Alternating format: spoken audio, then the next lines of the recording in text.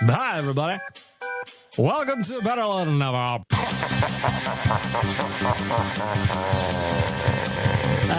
Shit. I'm not actually inside a women's prison at the moment. The horniest just went up to like 11. Good afternoon. At least say a big you to Nick. Tyler Yaremchuk must go to Cinco de Mayo. Ty, why won't you kiss me? Ty has kissed me. With milk. He has. He did it. He was in a Shake Shack at 2 a.m. Very romantic. It's where all the best kisses happen. Welcome to Better Lait Than Never. It is Wednesday. That means we got a fresh episode of the podcast. Of course, we have got a lot to talk about. I don't know if you guys have been paying attention. If you haven't, the Edmonton Oilers are kind of on a little bit of a run here. You know? 1-8 in a row. Connor versus Connor happened last night. We're going to talk about all of it. First, I got to give a shout out to the audio department.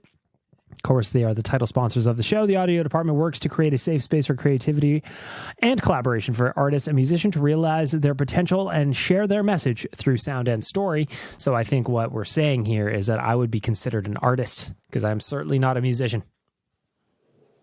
I can poorly play a handful of instruments. I wouldn't call myself a musician, though. If you want me to pluck along, you give me an easy chord progression on the guitar, piano, I'm with you. I don't think the audio department wants to record any of that, though. Maybe a podcast. Maybe I go down to the audiodepartment.ca, book myself some studio time, sound even better than I do here at the Castle Milk in Studio 93. Maybe. Kicking off the podcast today. Well, it's December 13th. It's Wednesday. It's 4 o'clock as we're recording this. Last week, I started off the podcast by saying how much I loved that there was no snow. What happened that night? A dump of snow. So what am I going to do this time? I'm going to complain about the Christmas elf that keeps dropping booze in my glass every day of December just because it is the holiday season. I'm very festive, you see? Very, very festive. And that rascal of a Christmas elf, he's just like, hey, why don't you... I'll use... Can I chime in as the Christmas elf? I feel like my voice is appropriate for it. Yeah, of course, Quads. You can be the Christmas elf if you want. Thank you. I always like when you loop me in on the show. I like feeling like I'm a part of the show. I like feeling like you want me as part of the show. You are part of the show, buddy. Go ahead. All right. I am the Christmas... Oh. I am the Christmas elf. I'm the Christmas elf, and I demand that you have at least 4 ounces of rum in every soft drink you drink. These are the laws of the land. These are the Christmas rules of the Christmas elf. I abide by your rules, dear Christmas elf. It is harsh, but they are fair. I am not harsh. I am just, and I am mighty. Anyway. You know what I love about this time of year? The ability to have a cocktail anytime you want.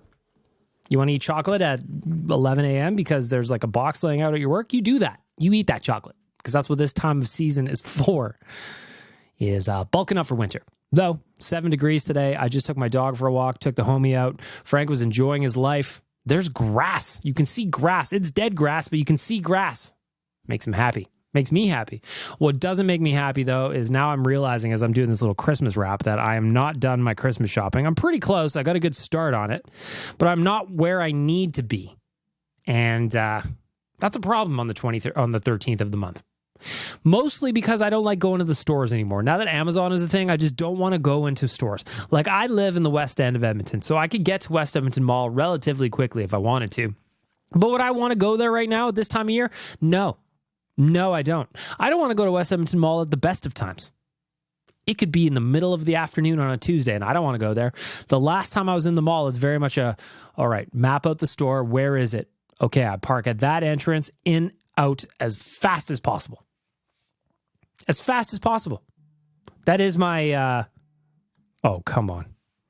There's no way he's actually calling right now. We shall see. David Quadrelli on the phone. I'm recording a podcast right now. Can you hear me, David?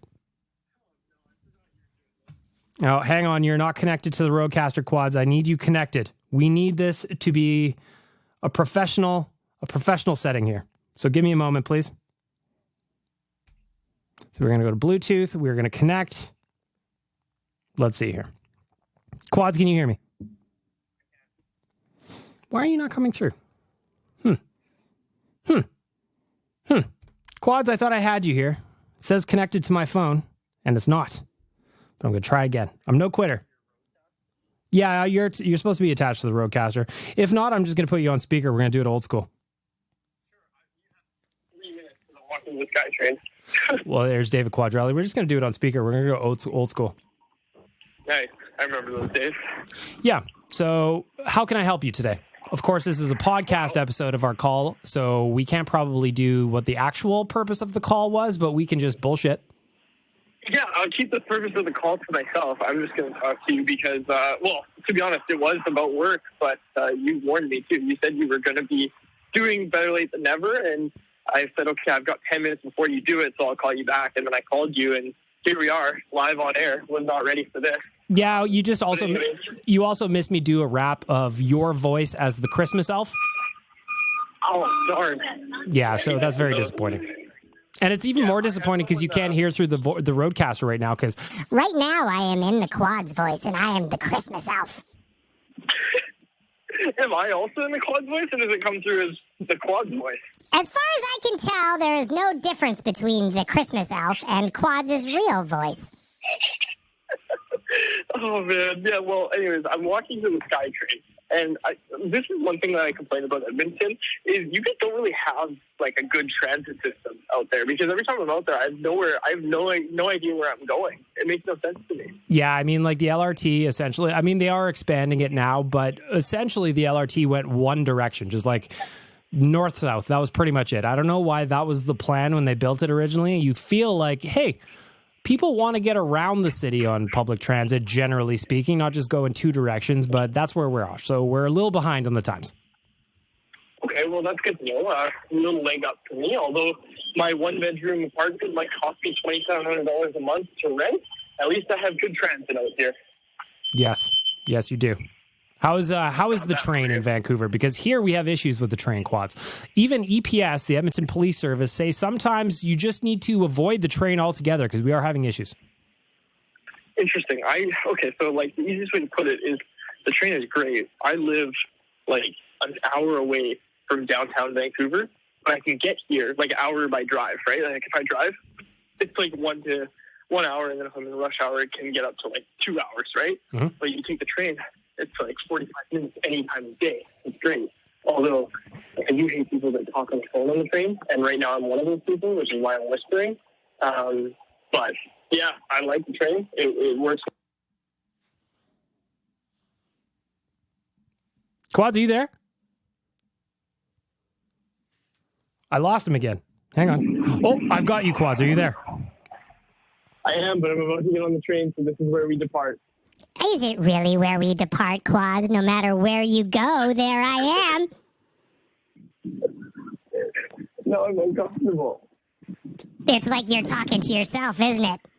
You're having to look deep into your soul. The Christmas elf is here, and David Quadrelli is trying to use public transit.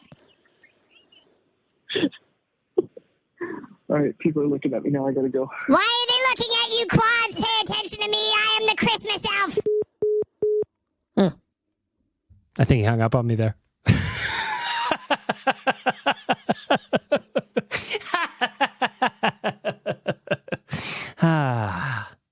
I love that. I'm sad that it took me a minute to connect to the Roadcaster properly. I'm glad he got to hear his own voice, though. What do you mean? That is my voice. I don't sound like the Christmas elf. He does sound like the Christmas elf. Quads, always an integral part of the show. What about me? You think that I'm an integral part of the show? I'm here doing all the heavy lifting, and there you got that fucking guy getting on the train. You can't hear shit. All this beeping and doors closing. He probably didn't even pay his fare, that guy. I always pay my fare. How dare you, Satan? I don't believe that at all. Last time I went on the train with you, you were just sitting there picking gum off the bottom of the seat and putting it in your mouth. I would never, ever do that. I saw you do it. I watched you do it. I would never. You did. I saw it. I would never. You did. I would never. You did. All right, boys, let's calm down now. Let's calm down. I didn't expect Quads to cause such a heated debate here on the first part of the podcast. I'm so stupid. I'm an idiot. Anyway, what was I talking about? Oh, yeah, going to West End. I don't want to do it. Well, before we get to the news, I want to tell you about We're doing another watch along. So if you haven't paid attention to these, Oilers Nation does watch alongs every now and then. We get a crew together at HQ. We all watch the game, and you could just watch it with us. So if you're at your house, you got the game on the background, come chat with the crew. So we're doing December 21st. That is against the New Jersey Devils, I believe. Yeah, New Jersey Devils. That's a 5:30 start. Boys are on the road, so we're doing another watch along on the 21st. Go subscribe to the Oilers Nation YouTube page. Go do it. Help us out. Help us get more subs. Help us make more content. Get involved in the content. That's why I'd love to see you as part of the chat on December 21st for the watch along against the New Jersey Devils. We just beat them 5-1. It's going to be a good game. Come on, join us.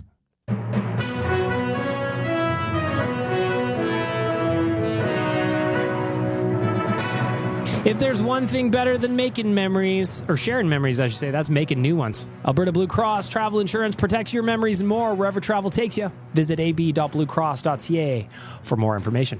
Of course, you can join us on the Nation Vacation Arizona. Watch the boys play in a tiny little barn. Of course, Alberta Blue Cross is our travel insurance provider for that trip. nationgear.ca, where you need to be to get the details. We also have a non-flight option. You want to handle your own flights? No problem. We put it together for you. nationgear.ca. Get involved. Come on a Nation Vacation presented by Alberta Blue Cross. When I start with the Oilers, when I think about the Oilers, and that's where we're going to start off the news, is we're going to look at the Oilers. What a difference a handful of weeks have been. Pretty sure it was about a month ago. Was it a month ago? It might be exactly a month ago that Jay Woodcroft was relieved when we were on a Nation Vacation in Seattle. It's weird to see how much has changed since then. As we know, Woody won his last game behind the bench versus the Kraken. I was there. Zach Hyman, Hattie. We all had a blast. We all went out on the town the night after, I guess that night after the game. Great times were had by all, except Jay Woodcroft. Then Chris Knobloch comes in, Coach Garlick, Coach Nobby comes in, and we're like, all right, what is this guy going to do? What is he going to be? Who is he going to be as a coach? What kind of messaging is he going to have? We see his haircut.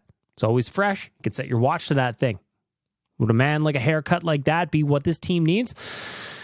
Seems to be so. He won his first couple of games with the Oilers, lost 3 thereafter. And now we're on an 8-game heater, including last night's win over the Chicago Blackhawks, which saw Connor versus Connor for the very first time. Getting into the game recap in a second. Obviously, Connor Bedard was in town for the first time, so the hype was all there. McDavid versus Bedard, Connor versus Connor. There was actually 4 Connors in that game, by the way. Connor McDavid, Connor Brown, Connor Bedard, Connor Murphy. All the Connors, Connor per 60, very, very high. Oilers versus Chicago. Now, coming into the game, it was all like, oh, how's this meeting going to go? Are they going to be jacked up? Connor's answer is very funny. Smaller Connor was just excited to be there. He goes, I'm watching him play, and I'm paraphrasing, watched McDavid play for a long time. It's going to be excited to go up against him. I like that. Little respect. Then, kid puts on a show for either his first or second shift. I don't remember exactly now, but it was early in the game. Connor Bedard opened the scoring. Absolute snipe. Quick release. Moved the puck. Just quick left to his right, up, top corner, beats Stuart Skinner. Hell of a shot. Great shot. Absolute masterpiece of a shot. It's hard to it's hard to kind of wrap that up. Just how good that shot is for a kid that young. You know what I mean? It is wild. It is wild to see a kid that young have a shot that mature, if that makes sense. It's not going to be long, in my opinion, for Connor Bedard. I mean, depends on how the team around him is built eventually. Like the Chicago Blackhawks are just dog shit. They are a very, very bad hockey team. He looks like...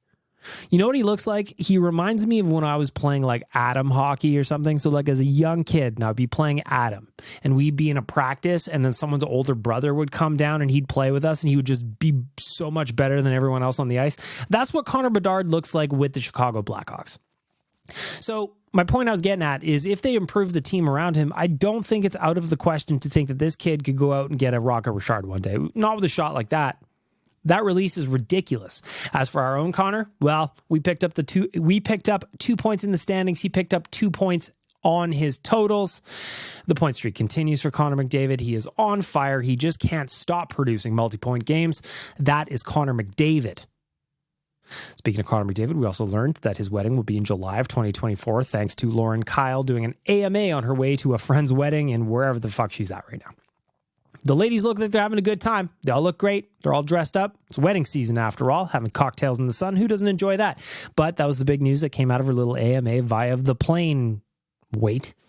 July 27, 2024, Connor and Lauren will have their royal wedding. My guess is, and I think this was Tyler's idea, I don't remember exactly who said it, but I'm guessing that they're going to have like a wedding on an island somewhere where they very, very much know who is on the guest list. My question was, does Connor care when Lauren reveals that kind of stuff? He's a very private person. The only thing he ever posts on his social is like ads.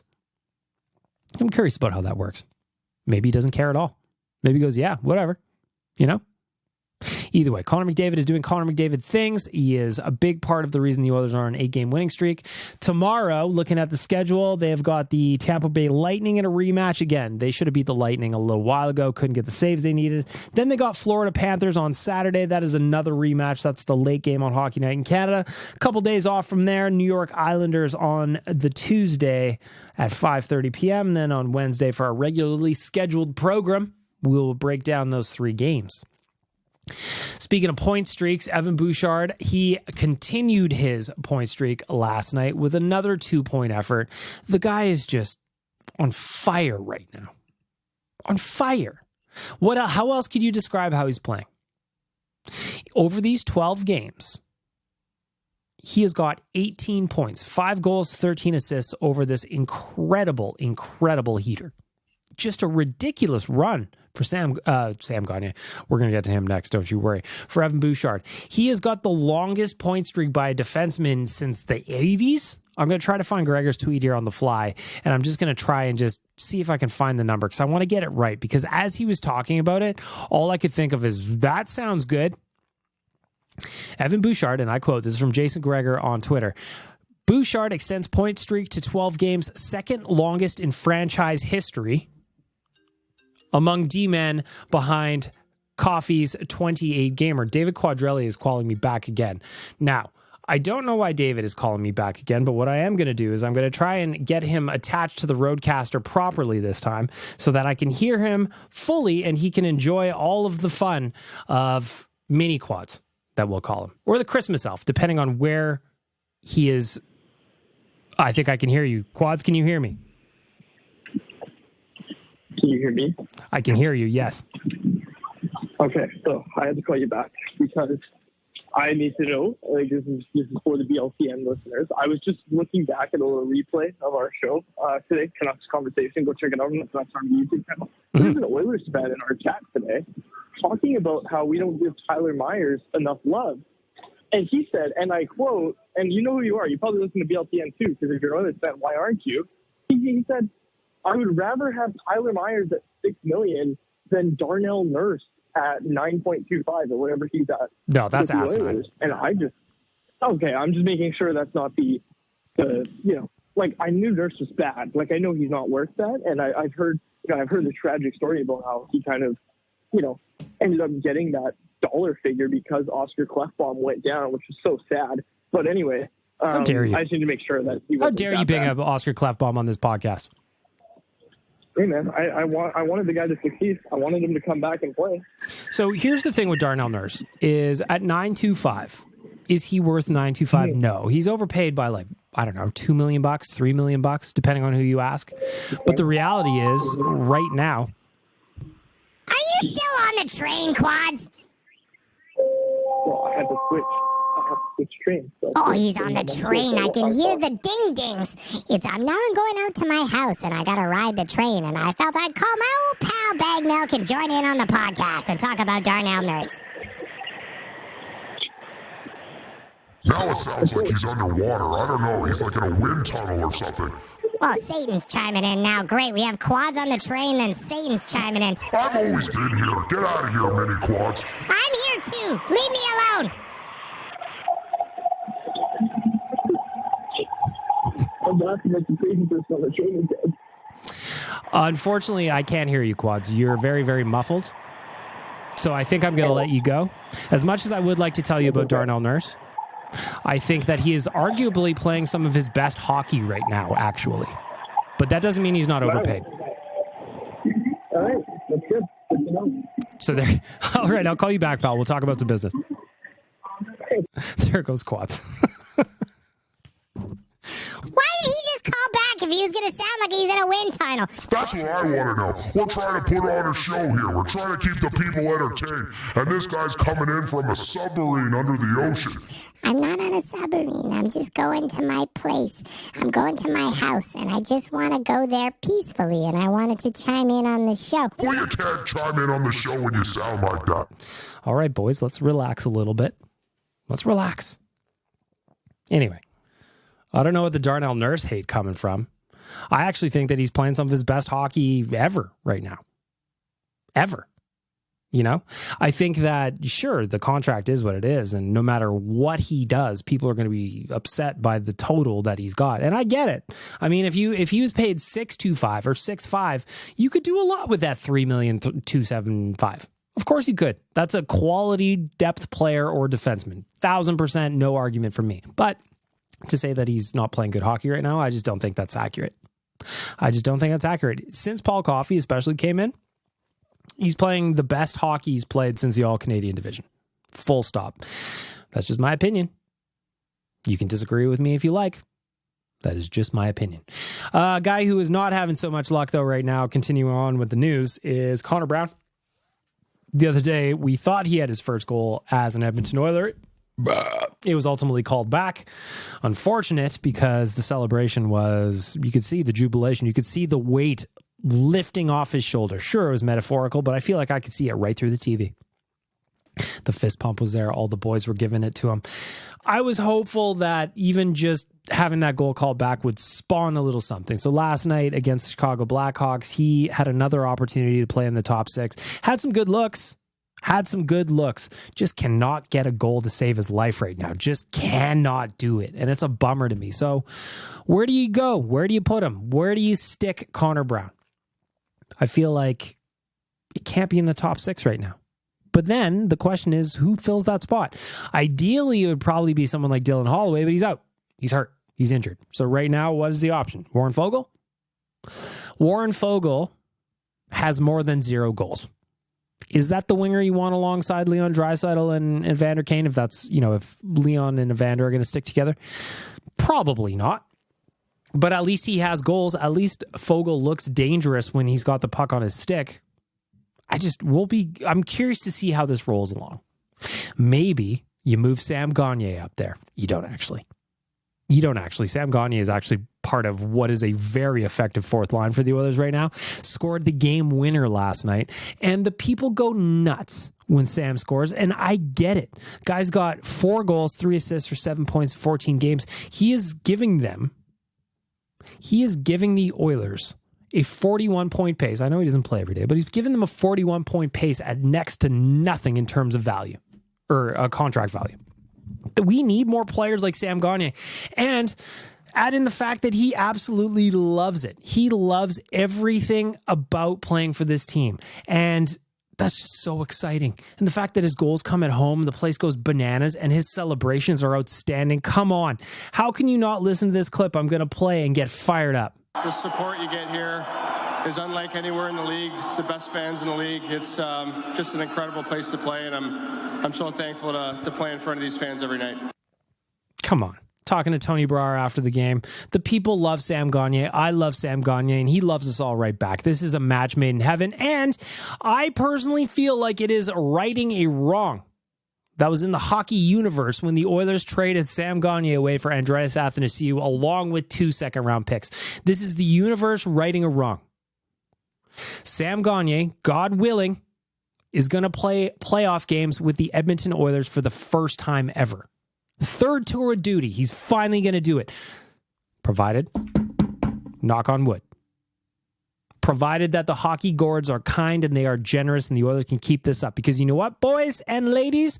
As of today, December 13th, before these games start today anyway, the Oilers are 1 point out of a wild card spot and they've got some games in hand. That is what we're talking about. Now, of course, we're talking about a wild card spot. But you got to start somewhere.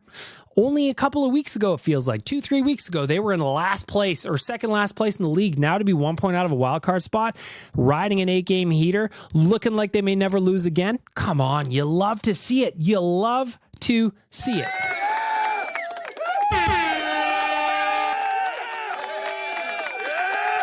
Anyway, it's very, very exciting. Not for Connor Brown. I mean, I don't know what we need to do. Do we need to find a sacrifice for the guy? We should have known it was going to take a minute for him to get back up and running, given that he only played 4 games last year, hurt his ACL or Achilles. I don't remember which one it is. Now I feel like an idiot. Was it? I'm going to Google this to make sure I don't. Connor Brown ACL? Was it an ACL? Yeah, on tearing his ACL, just 4 games into the season. Okay. We probably should have known it was going to take him a little bit longer to get up and running, but we're 25 games into the season now. That is more than a little time to get up and running. So where do we go from here? I don't have an answer. I'd love to hear your answer. Hit me up on socials. JSBN Bag Milk on Twitter. Hi, my name is Bag Milk on TikTok and Instagram. I'm also on Threads at that name too, if you're on Threads. I don't check it often, but I'm there. I'm also on Blue Sky, I think. I have one of those. Anyway. Just let me know. I want to know, where does Connor Brown slot in? I would probably move him down at least to the 3rd line and bump Fogel up. That's just my opinion. Nobody asks my opinion. I wish Coach Nobby did. I don't know if he has my number. Might have lost it. I will get a carrier pigeon and fly my number over to Rogers' place and drop it in his beautifully coiffed hair.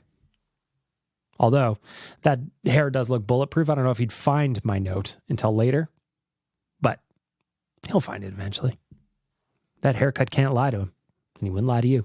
The other news I want to talk about from this past little run is on Sunday, Oilers won 5-1 over the New Jersey Devils. Calvin Pickard played his first game in like 2.5 weeks. He stopped all but one shot against a very good New Jersey team. And my question now for you, if you're listening to this, is what does that mean for the Oilers' plans moving forward when it comes to Jack Campbell? I'm hoping, again, this is going to be 2 parts. There's Jack Campbell, the human, and then there's Jack Campbell, the hockey player. I'm hoping Calvin Pickard playing the way he did against the New Jersey Devils puts cold water on Jack Campbell, the player, being recalled to the Edmonton Oilers anytime soon. I was told, and we've heard, that last night's start for the Condors was one of his best so far, but still, there's too many inconsistent nights there. Some nights he's hot, some nights he's cold, and there's not like a steady flow of just always awesome. And I feel like if you're paid to be a starting goalie at the NHL level, you should probably be dominating the AHL level, or at least better than most. And that's just not happening right now. So if Calvin Pickard is going to give you quality minutes between the pipes, what are we doing here? Do we really have to get to a point where it's just because we like him? I feel like that's not the move. But we'll see what happens, right? We will see what happens with Jack Campbell. I personally wonder if he's played his last game with the Oilers. It doesn't seem like it. It seems like the team wants to give him another chance, but we'll see what happens. Again, with the schedule being what it is, the Oilers have got Tampa tomorrow, Thursday. They've got Florida on Saturday. Nothing until Tuesday when they go to New York to play the Islanders. We'll see what happens. And then there's the Christmas break. So we're kind of running out of time here to mix him in. And I don't know that we need to. Not yet. Sorry, Jack the person. You are a sweetheart. You are supposedly one of the nicest people ever. But Jack the player is just not ready yet. Changing gears entirely, new All-Star Game rules came out yesterday, and Connor McDavid, our captain, our boy, our hero, our legend, our joie de vivre, he was a big part of making that happen. So a couple of different things. Events will be limited to a 12-player skills competition for All-Star Weekend that will feature a $1 million winner-take-all prize. So what we're trying to get here is the players to care a little bit. You put $1 million on the line, and all of a sudden people go, hey, I think I care about this a little bit. So there's going to be the fastest skater. There's going to be the hardest shot. There's going to be the Upper Deck NHL stick handling contest. There's going to be a one-timers contest. There's going to be a passing challenge. There's going to be an accuracy shooting challenge. There's going to be an NHL shootout. And then finally, an NHL obstacle course where the top 6 point earners will advance, with number 1 walking away with $1 million. So based on where you finish in your respective events, so say you're in the fastest skater and you finish dead last, you would get 0 points. If you finish fifth, you would get 1 point. If you finish fourth, you would get 2 points. Third, 3 points. Second, 4 points. First, 5 points. You get it. You get it. Right? So it's going to be a process of elimination. I think this is going to be interesting. And they're also bringing back the draft for the skills competition and All-Star, or I guess for the All-Star game. I love that. I miss the draft. I miss the shenanigans. And we all got worried about feelings and shit. But listen, these guys are pro athletes. Have some fun. Let us have fun with this. Though they did institute a John Scott rule where you can't just like write in nom somebody and hope that they go to be the MVP, even though that is incredibly short-sighted to me, because if you remember back to the John Scott All-Star game, he was voted in by the people, went in and ended up the weekend's MVP, one of the biggest stories of that period in the NHL. And it was all because of some fun shenanigans from the fans. Why the NHL doesn't want to do that, I have no idea. But I'm begging you, let fan shenanigans come back to the All-Star game. That's where we need to be. That is where we need to be. And that's where we're going to wrap up the news for our friends at Alberta Blue Cross.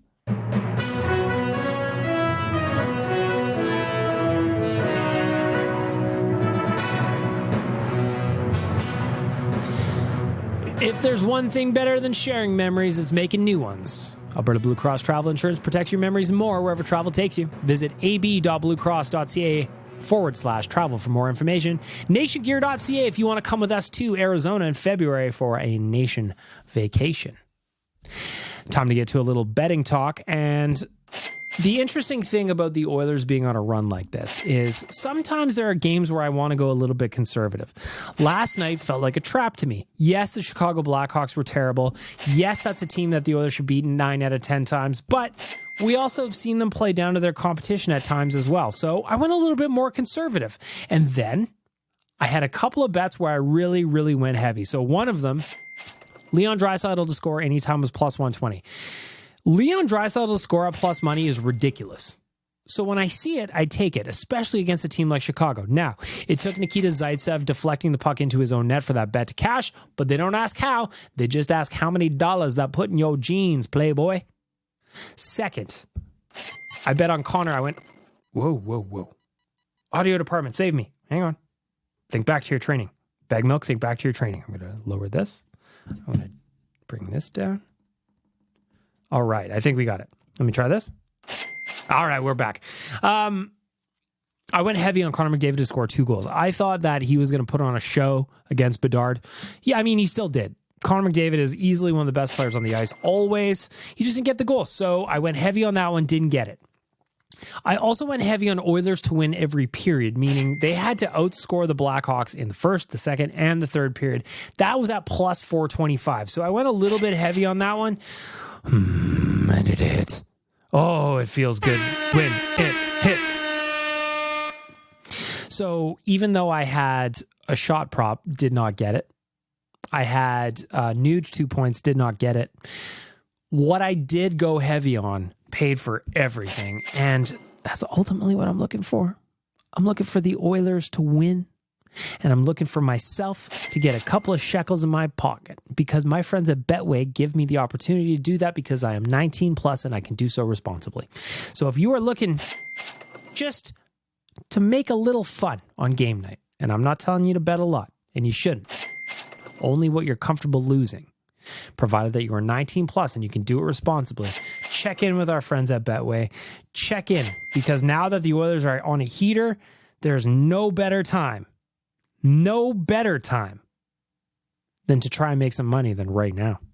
You're listening to Better Lait Than Never with bagged milk, where facts plus bollocks equals factor bollocks. You want to see a man, boy? I'll show you a man. Kick me in the jimmy. For my friends at Trilogy Oilfield Rentals, it is time for the righteous sack beating. Of course, Trilogy Oilfield Rentals are an established provider of tools and expertise across multiple oilfield disciplines, specializing in rentals, pipe recovery, abandonments, and completions. Currently, they maintain full-time operating units in Provost, Weyburn, and Kindersley. What kind of tools you got? What kind of tools do they have? What kind of tools do you need? Now I got to press my favorite button. Rental tools, fishing tools, coil tools, drilling tools, mills and bits, completion tools, any tool for any job. TrilogyRentals.ca. I don't have a righteous sack beating this week. Everything's going well. I'm happy. Feel good. The weather's warm. Took my dog on a cruise. Neither of us froze today. I'm feeling lovely. But the good news is, for our friends at Trilogy Oilfield Rentals, we've got a guest righteous sack beating from one of you. Something's grinding your gears, and I'm here to give you a platform to do it. So the first thing I do is I give you the button, then I press the voicemail button. You want to see a man, boy? I'll show you a man. Kick me in the jimmy. Right. So last week's episode...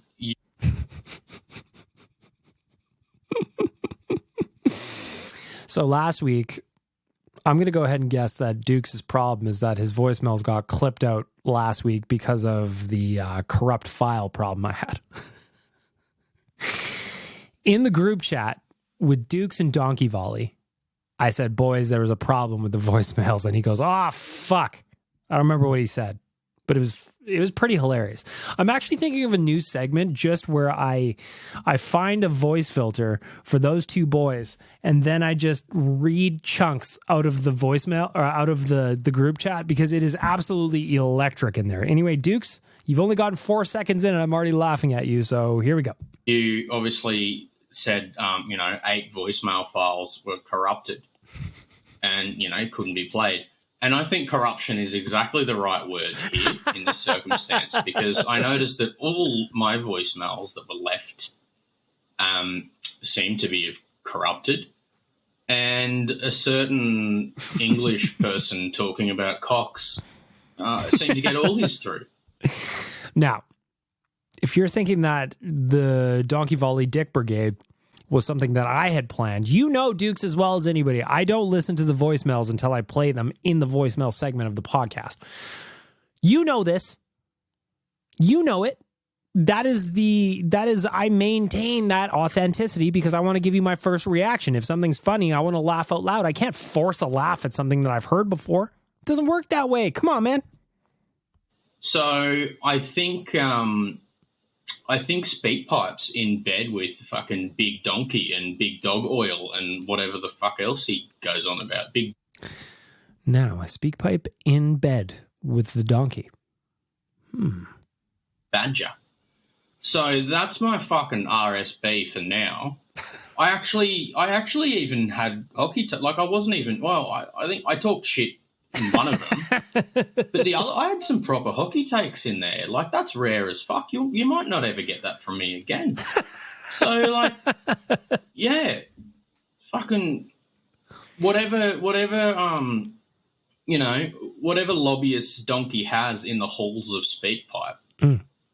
We need to find them and hold them accountable for this blatant fucking bias. And yeah, it's just disgusting. It's not democratic. Anyway, vote for Dukes, play La Bamba Baby. Let's go. You want to see a man, boy? I'll show you a man. Kick me in the jimmy. And here I thought that the Trilogy Rentals RSB from Dukes was going to be about me, but here he is. He's finding conspiracies between SpeakPipe, who is my voicemail service provider, and Donkey Volley. Now, I can't say that I've seen Donkey Volley and the executives at SpeakPipe in the same room at the same time. I just can't say it because I've never seen it. Is there shenanigans going on? Is there behind the scenes lobbying to get his dick jokes played on the podcast? And Dukes' messages corrupted? Seems that way. I'm just asking the questions here. I'm just asking the questions. This is Captain Felton from Vancouver. On behalf of all listeners of Better Late Than Never, Zol will of thousands. Get fucked.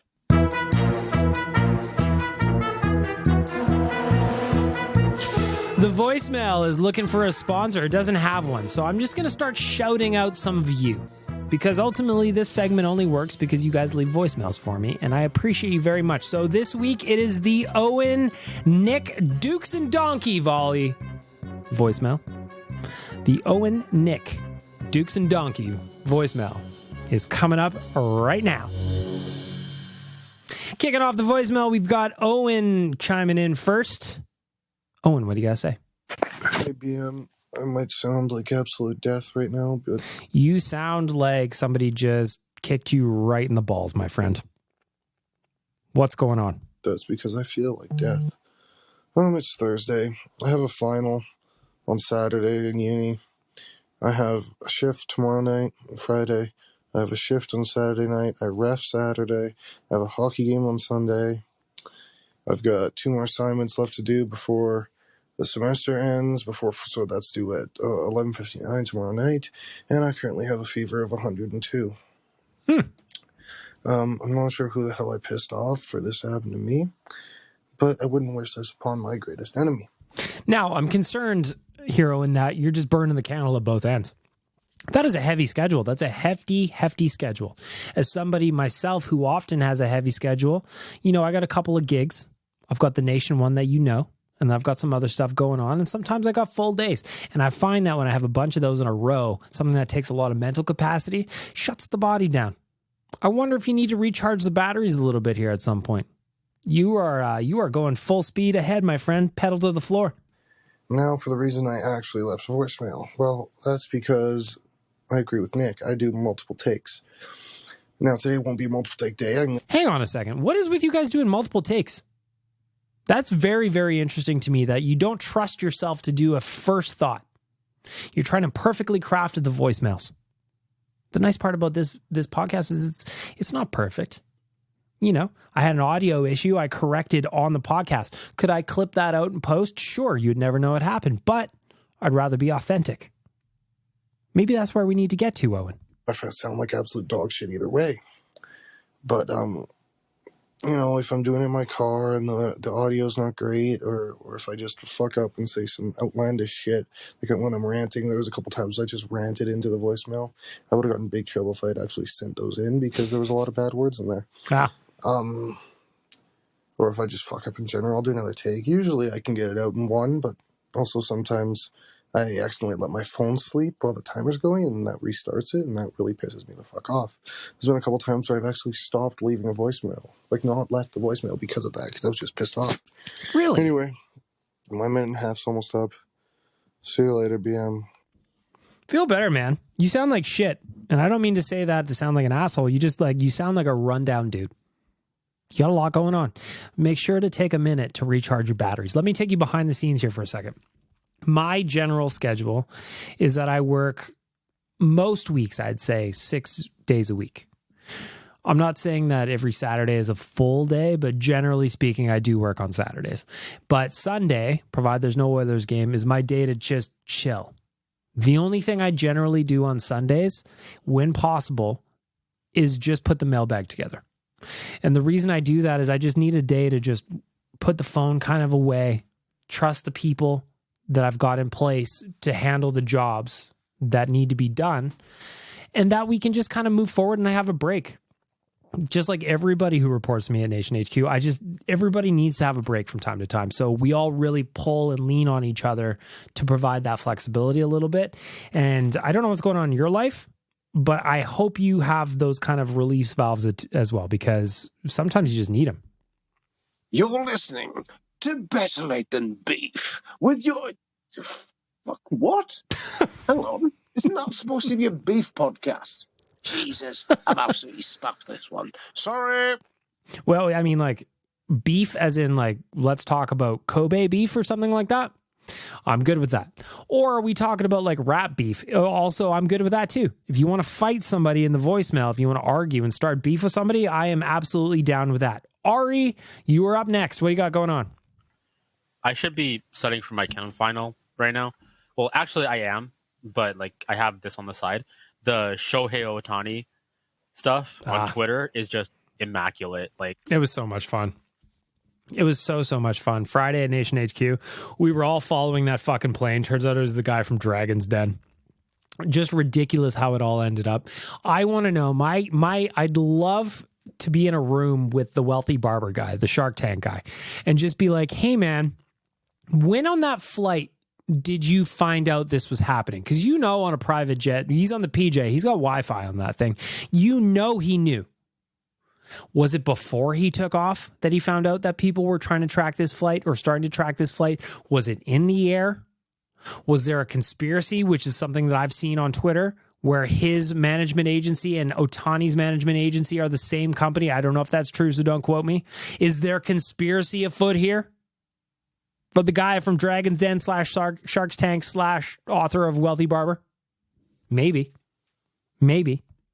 So as of now, I just got the tweet from John Morosi saying he's flying in. So that's where we're at. Well, I'm sure by the time you're with the podcast, we'll already know if he signed or not. But this is so much fun. It was fun. At Nation HQ, we watched all day. I had, this is a true thing. I had in the MLB store, I had an Otani white Jays jersey ready to go. If he stepped off the plane in Toronto and we saw him, if there was any confirmation that he was there, I was going to go blink, order one of the first Toronto Blue Jay Otani jerseys available in the country was coming to me. I was ready. I see I've got another email from Ari. I wonder if this one is from a few hours later. We'll find out. Okay, so with all this stuff happening today with the Otani stuff, this might be fun. Compare these 2 days, the McDavid lottery and the Otani PA free agency. Interesting question, actually. Not close to me, the Otani thing. I don't know that I've ever seen a whole country following a plane. That the dude from Shark Tank's plane was the most tracked flight on Earth for a while. I don't know that I've ever seen that before. So McDavid lottery day, I remember it well. I thought the Oilers were going to be, I was already resigned to the idea that the Oilers were going to be drafting like Dylan Strome or Noah Hannafin or, pick any of those secondary pieces. That's where I thought I didn't even watch the lottery that day. So for me, it wasn't even close. The only reason I knew that the Oilers won the lottery is because I had it on in the background because I was just watching whatever playoff game was on at the time. I was probably on my laptop. I was not paying attention. I just didn't think they were going to win. So for me personally, wasn't even close. Was not even close. You're listening to Better Late Than Pork with your Porky Chancer host, Mr. Donkey Fucking hell, wrong podcast again.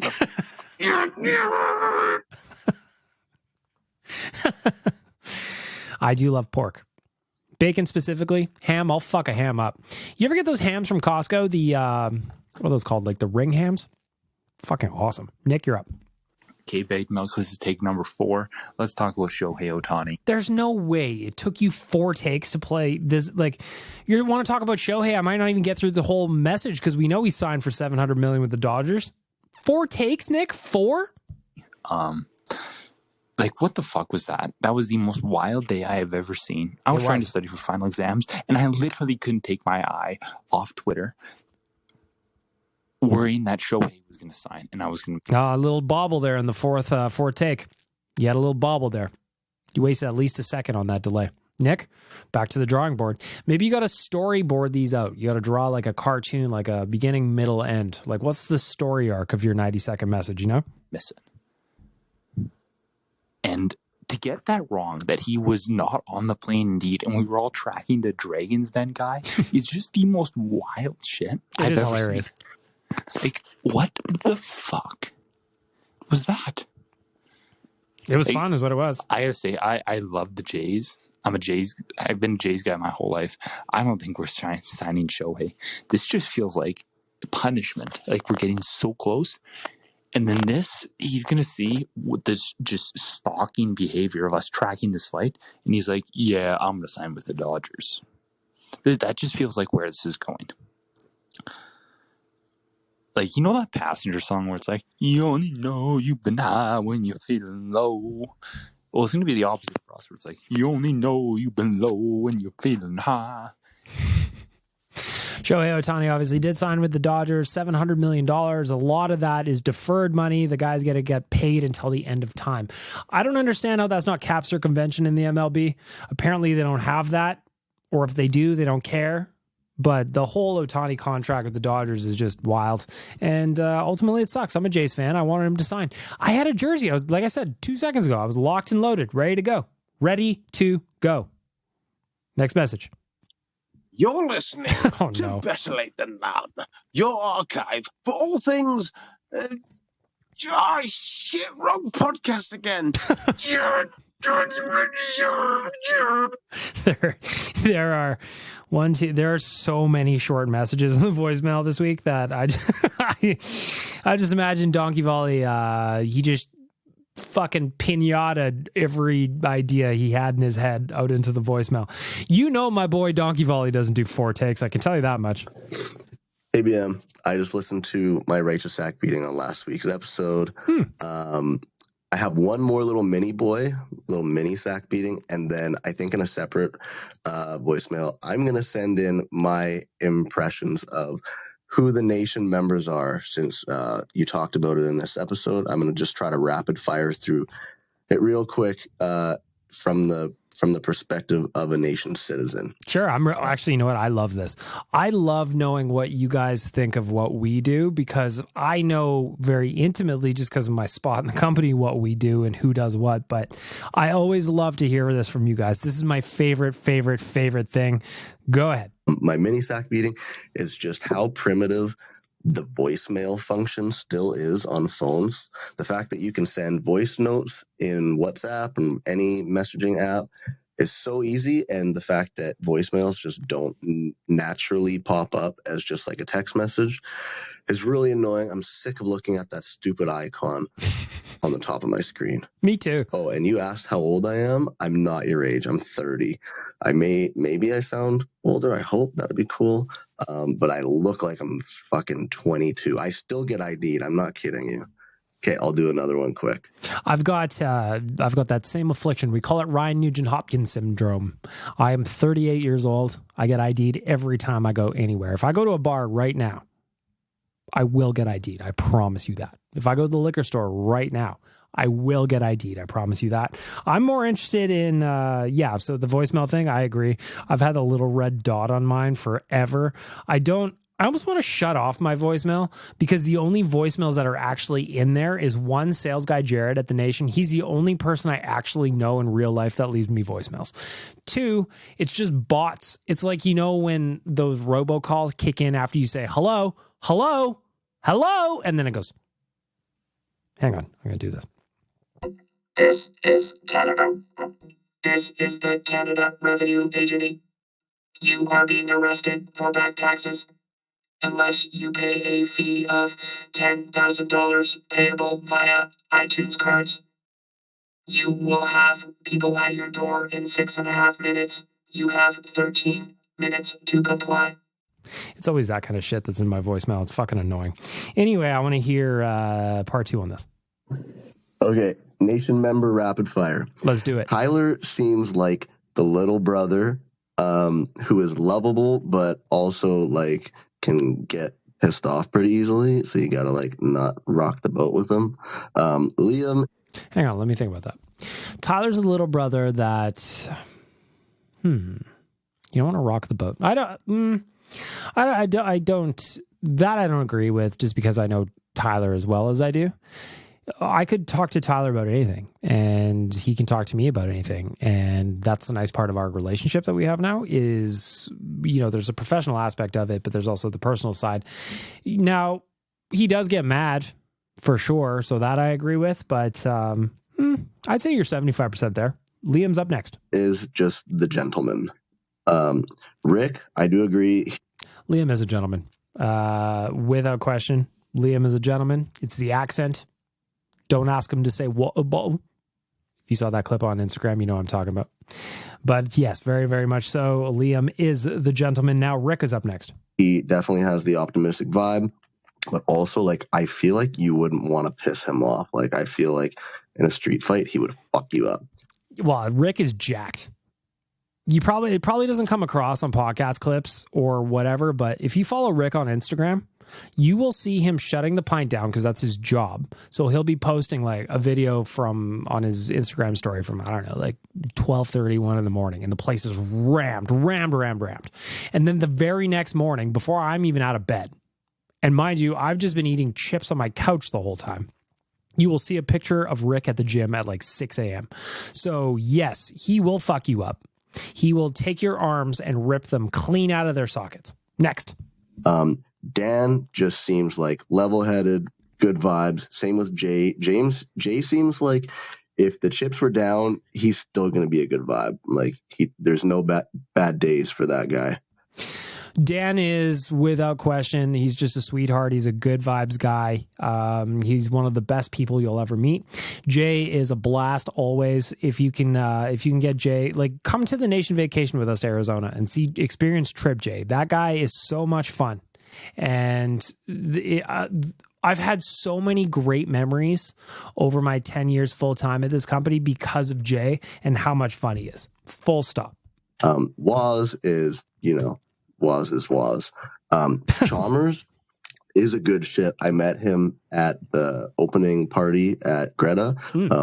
After we lost, he was walking by me and I kind of looked at him and was just like, I'm sad, Chalmers.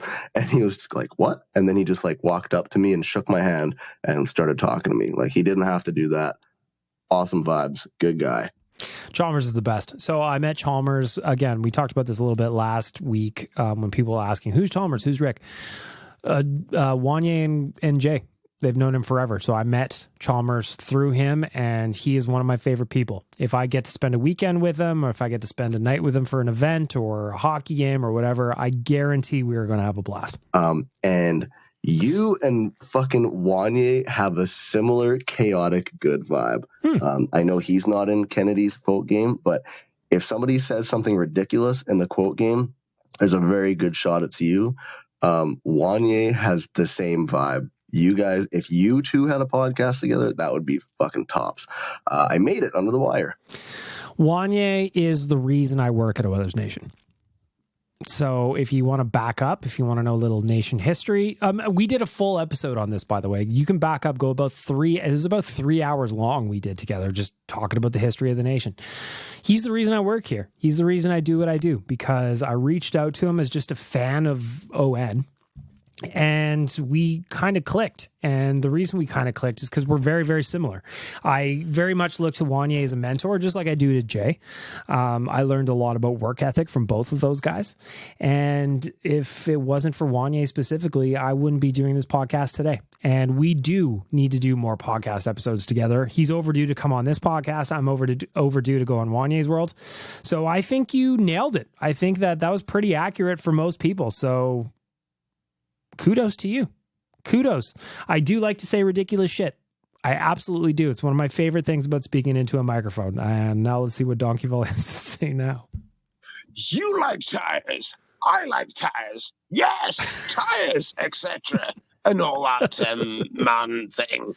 You're listening to Better Late Than Tires. Oh, for fuck's sake, I've done it again. You are in one, my friend. You are absolutely in one. I got another message from Ari here. I wonder if he just found out that Shohei did not sign in Toronto. Let's check in with Ari. I hope you guys did a wellness check with Zach Liang after Ohtani signed with the Dodgers. I hope you took him out on the night, get drunk and shit, something like that. I think he would have needed a good party.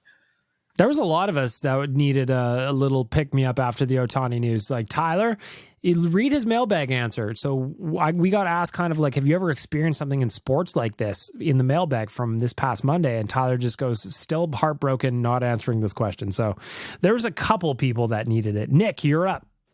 Okay, this is way too many takes of this voicemail. But fuck, that fascinates me. You have no idea how it fascinates me that you guys have to do multiple takes. You said the last one took you 4. Okay, Ohtani signed with the Dodgers. And I'm full conspiracy theorist mode. Now let's go. Do you remember a few years ago in the NHL when there was the Jack Eichel sweepstakes? And that report came out, like when it was like closing in on the deal getting done. And there was the report that the Flames were offering Matt Tkachuk, like Dylan Dubé, Dustin Wolf, and a first-round pick for Ohtani or for Jack Eichel. That would have been way too much. And someone asked Sutter about it, and he's like, no one's made an offer, not that I know of. And the whole thing was just bogus, and it was like a report, or it was someone from the Sabres leaked it to that TSN insider. Yeah. And it was to put pressure on the Golden Knights to get the Eichel deal done. Yeah, sure. Does that not sound exactly what happened with Ohtani? Like, here's what I think happened is because he got $700 million over 10 years. That's $100 million. I saw some estimates at $600 million. No one thought $700 million. Does that not sound like something that Ohtani knew he was signing with the Dodgers, but someone from his camp leaked it to John Maroney that, hey, there's this private flight and it is going to Toronto and Ohtani's on that flight, and then they use that to get more money out of the Dodgers? We've talked about that. I don't know if that was on a podcast, though. That might have just been bullshit at HQ. Like that, yeah, there's a lot of people that think that. And I mentioned it a little bit earlier. There's also the theory that Shark Tank guy and Ohtani have the same management company. I haven't looked into any of this, so don't listen to me right now, but that theory is out there as well. But 100%, like, if you're in that spot and you're his agent and you're going to get a rip on $700 million, of course you do that. You're like, hey, he might be going to Toronto today. Just, if you wanted to tweet that wouldn't be so bad. Meanwhile, he's hanging out at his house in California, just kind of lolling the whole time. How much does a baseball agent make? So let me see. I want to see if it's like a percentage. Generally, sports agent, this is from Quran.com. Is that a reliable source? I have no idea. Let me see if I can find something that confirms. Yeah, okay. Generally speaking, a sports agent will earn between 4 and 10% of an athlete's playing contract. So what is 4%? So we'll go in the low end times 700.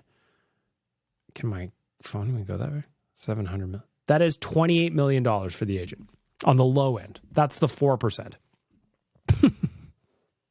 Yeah, he was fucking around. You can say, oh, no, that doesn't happen. That doesn't happen. You won't convince me otherwise. There was definitely fuckery afoot here. You like a toaster. I like a toaster. Let's toast some bread together.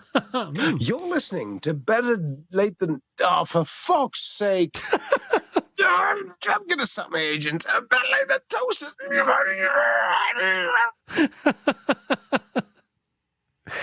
What an animal. So stupid.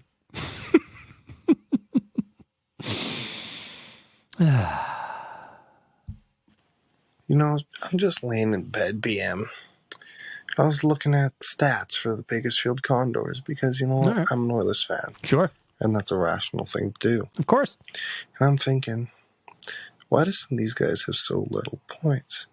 And then I'm looking at some game logs and some time on ice. And I'm like, why the hell do we have Carter Savoy and Matvei Petrov and Jaden Grube, these young forwards who just aren't playing? Like, I understand that you want to win games and whatever, but Greg McKegg is not going to get any better. Interesting point. Like, there's still some meat and taters left to go in this voicemail, but Bruce Kurlock has been complaining about this for a while. That the Bakersfield Condors are playing more to win now than they are the players and developing the players that they probably should. It's the same thing goes with playing Jack Campbell over Olivier Rodrigue. He's only had 5 starts so far this year, at least last time I looked. He's another player that fits directly into what you're talking about. Olivier Rodrigue currently has one of the best save percentages at the AHL level for anybody who's played 5 games or more. So why are you not playing him? I know you need to play Jack Campbell. The business side suggests it because you need to see if he can get recalled to the NHL. But if we're going to be developing prospects, you need to play your prospects. So can we stick Greg McKegg on the 4th line and play our young guys? It's a fair question. I don't understand. It's a fair question. It's like when we had Holloway playing 4th line minutes last year, or 5 minutes a game. It's not worth it. There's no point. If they're not going to play, then put them in the East Coast League. Let them play. Or send Grube back to Red Deer. You can tear it up there. I don't get it. Maybe we should fire Colin Chalk. Fire Colin Chalk. Yeah, it's a totally fair question. The AHL is the Bakersfield Condors are the Oilers development team, and yet they're not developing any of the players that are down there. It's very, very confusing. Donkey Volley, what dumb shit do you have for us next? You're listening to Better Late Than Lube King. We've got all the lubrication you need. And hang on, what? Oh, for fuck's sake. Shout out to Lube King. Kyle the Embalmer, you're up. What's up, BM? What up? So I'm going to start this off by giving my cold performer of the week. Please. To your voicemail software. Because I left 3 voicemails last week that were pure gold. I mean, I'm sure they weren't actually pure gold, but they were pure gold. And now I'm trying to remember what the hell they were. One thing I can say, and I'm stumbling and whatever in this voicemail, but maybe you need to do multiple takes here. Cold performer of the week, you're gonna get a button. That's for Speak Pipe. Go ahead, Kyle. This is just for Nick because, hey Nick, I re-record all the time too because a minute and a half isn't long enough, and I make mistakes. I can't believe you guys do that. Listen to it and then re-record it, and yeah, we do it. BM, it's a thing. I'm stunned to find out this many of you guys do it. And to hear earlier, Nick was doing 4 takes of a voicemail. Let's see here. Let's check out the old recording software where I'm at right now. I'm at an hour and 6 minutes of 1 take. Now, you could argue, Bag Milk, it's your job to talk into a microphone. You do this all the time. You're on 5 shows a week, and sometimes you're on a guest on other shows, and then you do radio. So you're used to talking into a microphone at length, and that is true, but I'm still stunned that 90 seconds is taking 4 or 5 takes. I think also there was something about, I think it was Vinny's cock saying that he knows about the Decade of Darkness. He doesn't. Again, if you, VC as we're calling him now, Vinny's friend is too young to truly know about it. Was born 2 years after the Cup run. There's a fucking clue about the Decade of Darkness. I know, man. Shut the fuck up. Okay, that was aggressive. I'm sorry. Yeah, it was. He's a child. He's a child. What else did I think? I think I mentioned something about maybe like there should be a milkers party, Better Late Than Never party. That'd Get be together. Maybe have the election. Best time maybe when Dukes is here. That would be great. Mm-hmm. I mean, yeah, Donkey would be at a disadvantage, but I mean, really, cares. We'll have to zoom him in. We've got a couple more voicemails to get to. Let's just get this one out of the way, I suppose. Do you have a squeaky ball joint? Yes, I bet you do. Let us take care of it here at the Lube King. What? So stupid. He's just fucking madman. Nick, you're back again. What do you got to say? Big Milk, little question for you. Sure. Is Shohei Ohtani the new Chris Pronger? Now, I know it's different situations. Yeah, first thought is no, but let's see where you're going with this. Like, my old man hates Chris Pronger to this day. I still do. He gets mad when the Chris Pronger ads for like gambling come on TV. I still do, but okay, now I'm forming my thoughts here. I'm going to let you finish out, Nick, and then I'm going to tell you why it's no. Because he cannot stand him for when he left Edmonton for that situation. And I think Shohei Ohtani is the same situation. I know he didn't play for the Jays. Big difference. But, I left that last voicemail. I think it's pretty fucking clear that he and his agent lied, fucked with an entire fan base. Sure. Leaked that shit to John Morosi. Sure. To use the Jays as leverage and get more money from the Dodgers. Bro fucked with an entire country to get more money. Mm-hmm. I hope to God when the Dodgers are in Toronto, that man gets booed so loud. I might go to Toronto and boo him on my own. I think the difference between Shohei and Pronger is the very specific difference that Pronger played for the Oilers. He signed a 5-year contract to play with the Oilers, and then he played 1 season and dipped. The Oilers went to the Stanley Cup Finals in that 1 season, and then he dipped. So that was like the highest of the highs, going to the Stanley Cup Finals, only to have your heart ripped out by the Carolina Hurricanes, and then weeks later, your star defenseman that helped you get there asks for a trade? To me, it's not close. And maybe it's because I'm a new Jays fan, but I'm with your old man. The Pronger thing still bothers me, and it probably always will. Even though his wife's travel company follows me on Instagram. Go check that out. The pictures are hilarious. They just are. All right, Donkey Volley. Now what do you got to say? This one is 21 seconds of magic coming at you.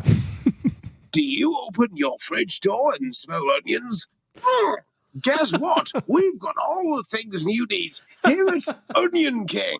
Yes, we'll make all your house smell of onions. Why? Why would anyone want a house of smell of onions? Never mind. I like it. Oh, for fuck's sake. No one else is going to let him post these. No one else is going to play all these either. I just see like 8-9 messages that are 14 seconds long that are all just nonsense. I love Donkey Volley so much. Please don't ever stop. If only they entertain me and they entertain you, that's really all that matters. Kyle the Embalmer coming back your way. I thought of some more stuff, and maybe I'll actually talk about the game that was just tonight since we just beat Chicago. Hell yeah. I think I made a joke about how Tyler wouldn't go with you to Big Air because he was celebrating May Long. Yeah. Mm-hmm. Or that just the FIS Big Air World Cup just happened last weekend too. Jay went. I asked Tyler via Twitter if he wanted to go, and he just liked the tweet. That was a couple episodes back, so kind of knew he wasn't going to go with me this time. I don't know. Canada Day. Anyways, 8-game win streak. Let's go. Fuck yeah, baby. Yeah. We're still not in a playoff spot, but I have confidence that we're we close. will be. 6 points back of LA, which really, I mean, maybe if you are going to lose some games, get that loser point because all the points matter in the end. Amen. Yeah. Again, listen to me. This is where I'd be like, fuck. And I'd start re-recording again because I forgot what I wanted to say. But, in honor of you, BM, I'm not going to. And now you have to listen to me fucking babble. Yeah. Or I'll just cut you off. Bouchard has been fucking me over. Yeah, he's playing great, but he's been fucking me over in my betting because he won't get 3 shots. He keeps getting 2 shots in the game. Yup. So, anyway, let's go Oilers. Maybe you should do multiple takes, Kyle. Back to the one take champ, Doggy Volley. Wrap it up with, I'm going to imagine this is some kind of fucking Cougar Emporium or something. Here at Onion Kings, we've got all your underneath. What the fuck is that about? Oniony. It's not a difficult word to say, you daft flipping pillock.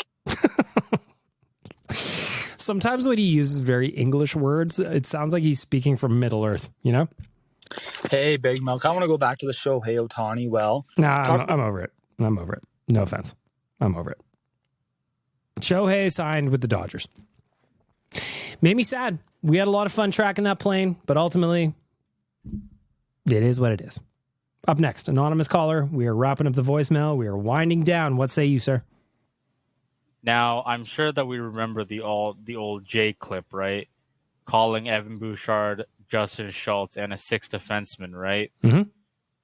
Now, I mean, I don't know exactly where that clip is, but sure, something like that, of course. Now, I propose an idea. We take duct tape. Mm-hmm. We plaster that man onto the walls of Oilers Nation HQ.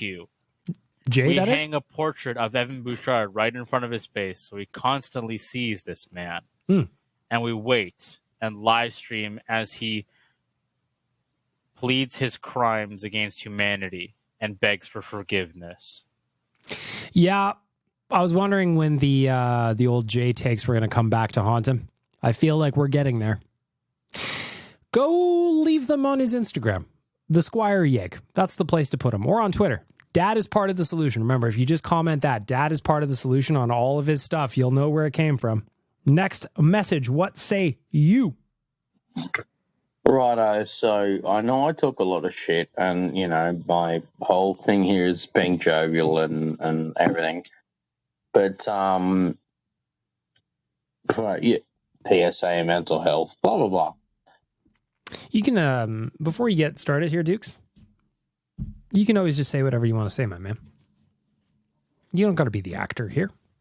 You don't got to have the mask on all the time. Happy to hear you out. After you, sir. My life has sucked dick the last few months, whatever. Obviously, I haven't been on here as much, but I just want to say that,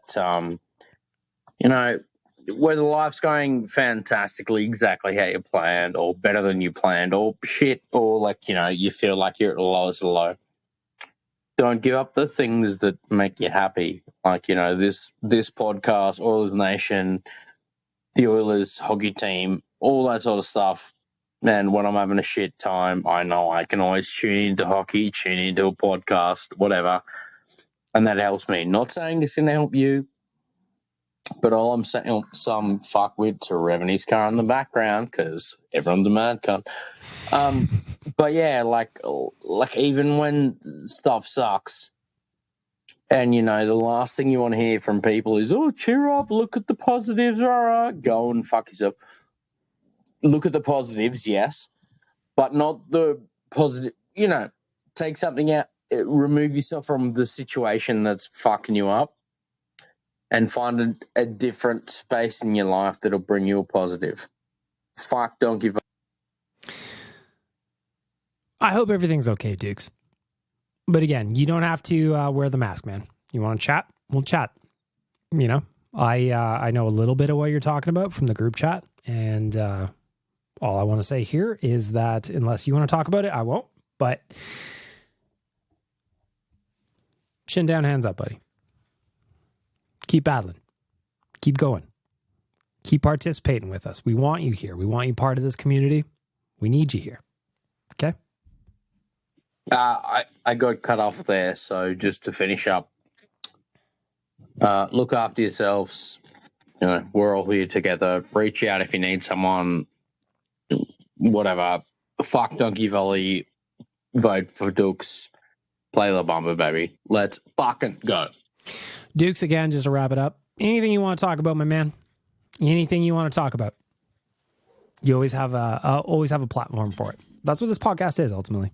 It's a platform for us to just talk about whatever we want. I do it. No reason you can't either. Here to support you, pal. Last voicemail of the week comes in from LCYEG. What do you have to say, miss? Hey, Big Milk. It's LCYEG. I have a beginner stage hypothesis about Woody and Coach Knobloch. Okay. I was so sad to see Woody go, but I feel like after seeing the boys get rolling a bit and how little things are changing, that in the grand scheme of things, Woody was a necessary stepping stone that we needed to move past. Not saying that he was bad at all, but he got the boys playing the way that they knew they could, but they couldn't quite get past that extra level. They were defensively shaky. They were always having to outscore their problems. And something's going on with Knobloch or Coffee right now that they're not doing that. They're still scoring great, but they're also being defensive. And I wonder if that's what we needed to get to the next stage and get to the end goal. I don't know. What do you think? Am I crazy? Cheers, Bag Milk, and Merry Christmas. Merry Christmas to you. I think that you could be onto something. It's kind of like not the hero we wanted, but the hero we needed, in a way, to steal from Batman. You know? Maybe that's what Jay Woodcroft was in the end, was our Harvey Dent. And he wasn't evil like Harvey Dent was, but he was what we needed at the time, and now Coach Knobloch is. So while Nobby wasn't necessarily the hero we wanted, in the end, he just might be the hero we needed. I like that, LCYEG. I like this hypothesis. I like this is where we're thinking. And I like every single one of you that chimed in on the voicemail. I very, very much appreciate your time. Please keep leaving voicemails. I'm here. Next week, we're back. And then Christmas week, we're back. I'm not taking any time off from the podcast, so expect fresh content out of me. Until next week. Hopefully I can do an emergency episode at some point soon. Maybe a trade. Maybe a signing. Maybe something fun happens. I don't know. But I'll be back with an emergency episode if that does happen. Please keep telling people, subscribe. Help me grow the podcast. Help me grow the platform. Help me grow the voicemail. Ideally, just to wrap this up, ideally what I'd like to do is just a normal episode of the podcast one day. And then the next day I do just a voicemail podcast, or I'd also like you guys to be chiming in on news.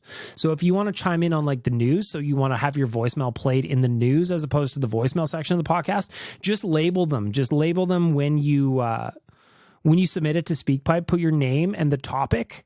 And if that's part of like my news breakdown that I've got scheduled for earlier in the show, I'll play you alongside that news item. So I'd love to incorporate you guys, not just in the voicemail, not just in the Righteous Sack beatings, but in the news, in the intro, everywhere you want to be. I'd like to create an avenue to make that happen. So that's where we're going to wrap up the podcast today. Thank you for the voicemails.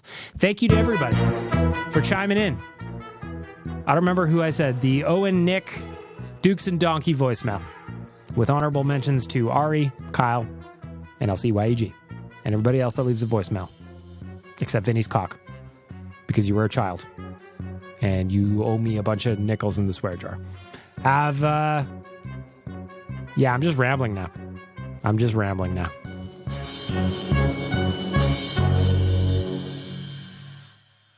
Talk to you next week, everybody.